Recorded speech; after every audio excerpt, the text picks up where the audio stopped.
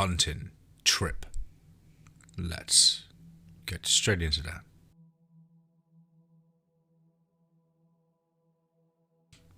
I grew up in a rural area of Wexford County in northern Michigan. It was a small town where I lived, and there was the elementary and high school, both always on the verge of financial collapse, and some businesses on the main street, also always about to close permanently. The town only had one stoplight. The houses there were always either upscale fancy homes or old abandoned shacks. The job prospects up north were limited at best. I lived at least 30 minutes away from anywhere in the countryside. Suffice to say, I lived in the middle of nowhere, and I didn't have a lot of happy memories growing up there. And so, when the opportunity came to go south, I took it. I ended up living near the Michigan-Ohio border and got a regular job. The move proved to be a great start for me. A couple of months ago, my cousin, Dwayne, invited me to go on a hunting trip with his friends, Joel, Mika, and Aaron. I remembered all of them from school. It was just after the opening of deer season, which was a major pastime in northern Michigan. It was an activity I never took part in, mostly because I never found myself enjoying it. Regardless, I decided to go anyway, if only to catch up with my cousin and some school friends. I left for a long weekend and eventually made it to my cousin's house, which sat between the towns of Masick and Buckley. No one had arrived yet, and so Dwayne got me suited up in all the hunting gear, most of which I didn't have the names for. The only things I recognized were the camouflage suit and the 2-barreled rifle. He remembered I'd never used a gun before, and so he took me out to the backyard for a couple of practice rounds. We were far from any houses that the sound of a gunshot wouldn't be too much of a problem. He set up the target for me and gave me a quick lesson on how to use it. Keep steady, both eyes open, slow your breathing. I gave off a couple of rounds pretty close to the center of the target, only off by a couple of inches. It felt surprisingly good to shoot a couple of the rounds. The rest of the group made it and we left the house with a couple of pickup trucks. We were going to Farnsworth Lake and Mountain. There was a spot my cousin liked to hunt around the lake called the Garland Swamp. The scenic drive brought back memories of the countless drives to and from school and anywhere else. I had forgotten how beautiful it was up here. We eventually made it to the best campsite we could get. Everywhere else was taken. We split into 2 groups. Dwayne and I took a position near the marshland, while the others went the other direction. This was an ideal spot because deer could come and take a drink. We were out there for several hours before finally seeing a deer approach the water. I let Dwayne take the first shot. It was in his sights before another gunshot was heard in the distance. The sound caused the deer to retreat into the forest, and Dwayne cursed, saying he had it in his line of fire. We had only seen one more deer before sundown, and we missed that opportunity as well. By sunset, Dwayne and I walked back to our campsite, empty-handed. We were just reminiscing about some incident from school when, down the trail, we saw the remains of a deer carcass, rotting in a ditch. It looked like an old kill, judging from the smell and how bloated it was. It seemed too sick and rotten for any predators to come and finish it off. Only flies indulged as they assaulted the carcass. We had to leave fast, in case this deer would attract any predators, assuming it hadn't already. Eventually, we made it back to the campsite, the others beginning to build a fire as we approached. It seemed they were unlucky as well. We didn't go hungry that night, however. We had a seemingly endless supply of highly processed meats, mac and cheese, and cheap beer that tasted like piss running down my throat. The s'mores at the end were the only salvation on this assault of the taste buds. After the meal, we engaged in the most favorite of campfire activities, ghost stories. and no one had any good suggestions until Joel gave one. The Dogman, a story we all knew growing up near the North Woods. And the Dogman originally started out as a joke by a Traverse City DJ named Steve Cook. He created a song called The Legend on April 1st, 1987. The song was about detailed accounts people gave about seeing a large dog that walked like a person and screamed an unearthly howl every night. In fact, the first recorded sighting, if you're not including tribal folklore about the same monster, had started in the same spot we were camping in that night. It was near a logging camp, and some lumberjacks were chasing a dog around until it hid behind some wood. And someone grabbed a stick and poked it. It howled at them and stood upright. Other stories included farmers found dead with large dog prints all around them, the sounds of screaming and reports of the monster grinning at people. Though the song started as a joke, people came forward to the DJ and related their own encounters with a similar creature. Everyone in the group, besides me, had an encounter, or knew someone who did. Mika relayed how there's a sheep rancher who lived down the road from him who lost a lot of his flock one night a few months ago. His flock of 50 sheep had been reduced to 29. The dead ones were found mauled with large red streak marks on their bodies, as if they were slashed. There were also large bite marks found on their necks. The wire fencing that had kept them inside and coyotes out were found to be torn or bitten apart. Aaron had seen large dog prints circling around his property, and Joel was the only one who had claimed to have seen something. A couple of nights ago, he'd claimed. He looked out the window to see a pair of bright yellow orbs hiding in the trees of his property. To him, they looked like eyes. He said from the distance between the eyes and the ground, whatever it was had to be tall, easily about 7 feet. It stared back at him for a couple of minutes before he left to get his gun. He came back outside, loaded. By the time that he got there, whatever caused those bright orbs outside had disappeared. Of course, I didn't buy any of this. I always thought of it as some mix of folk tales, misidentifications, and hallucinations. It was a good ghost story, but that's all I thought it was, a ghost story. With no more encounters to share and the cheap beer starting to kick in, we put out the fire with water and got into our tents. There were only 3 of them, and so a few of us had to partner up for the night. Dwayne and I shared one while the others split up. It didn't take very long for sleep to take hold of me. I was later awakened in the late hours by Dwayne.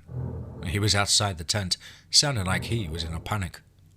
I got outside the tent to see him pacing back and forth around the fire pit.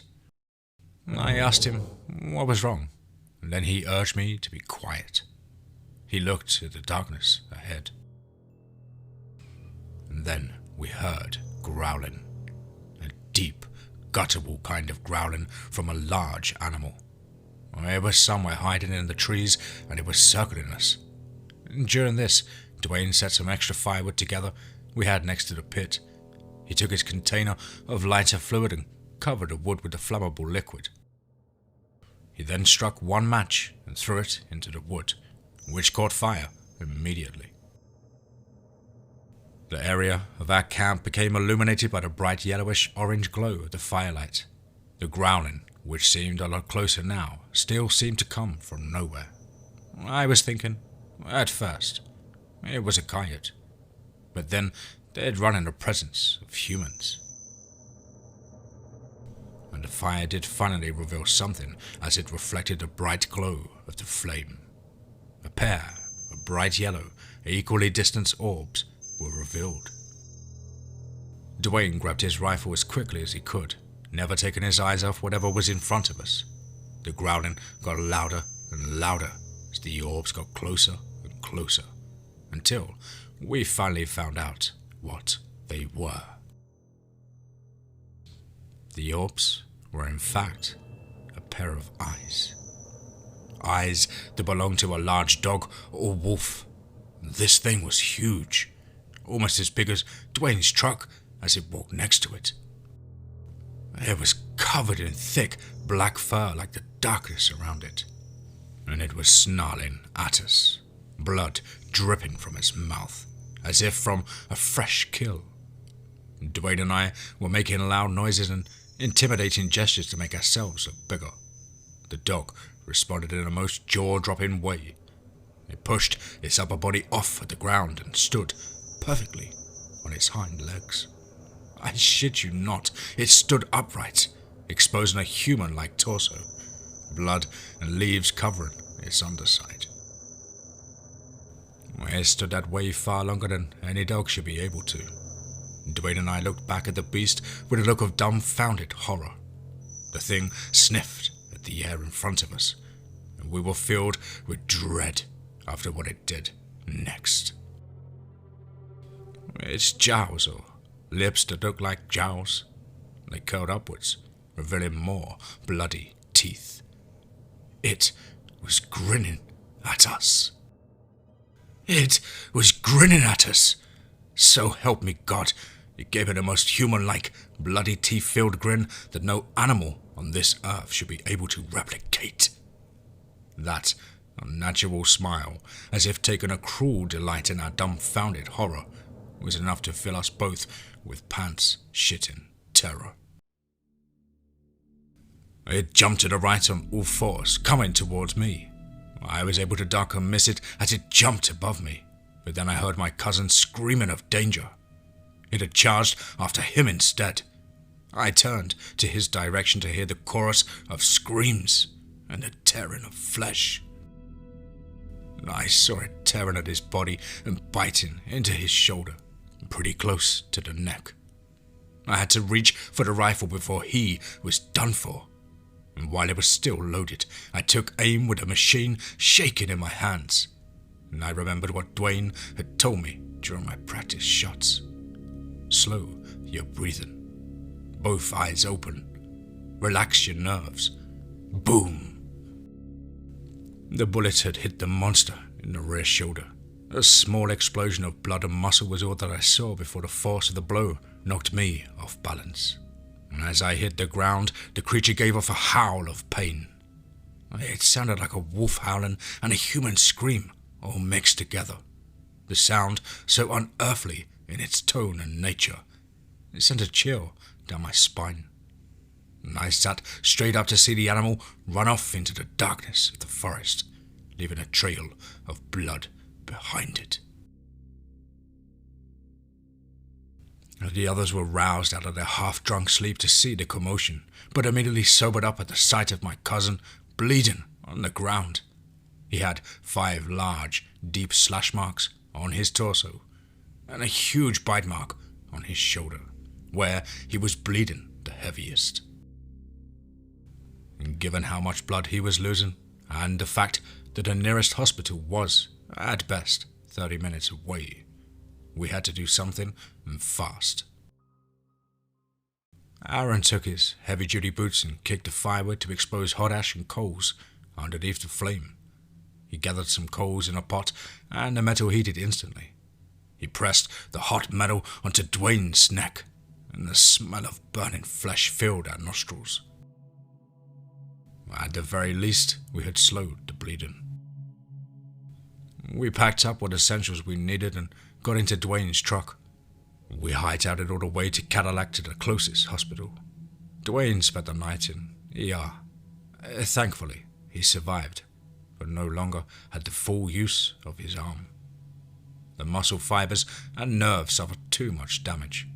We had to file a police report, even though we knew the cops wouldn't believe our story. We ended up telling them that we were attacked by some wolf or rabid dog. A hunting party was formed the next day to track it down. They found our campsite, as we described it, and the bloody spot where I shot the animal. They followed the trail of blood, which ended at a nearby river. The trail seemingly ended there. I was at the hospital all night to make sure that Dwayne would be okay. Aside from the injury and the trauma from the experience, the doctors said he'd be okay. I left later that morning, and this time I vowed never to come back up north. After coming home, I did something I never thought I'd do. I purchased a gun. I kept in touch with Dwayne after that, always checking on how he was recuperating. We never talked about that night. I think he and I wanted to forget, or at least not acknowledge it. I couldn't forget though. I could never forget those bright yellow eyes. I could never forget how it stood on its hind legs like a person. I could never forget that unnatural teeth-filled grin that it gave us. And I could never forget that inhuman and yet human-sounding screaming howl it gave off as it retreated into the North Woods' darkness.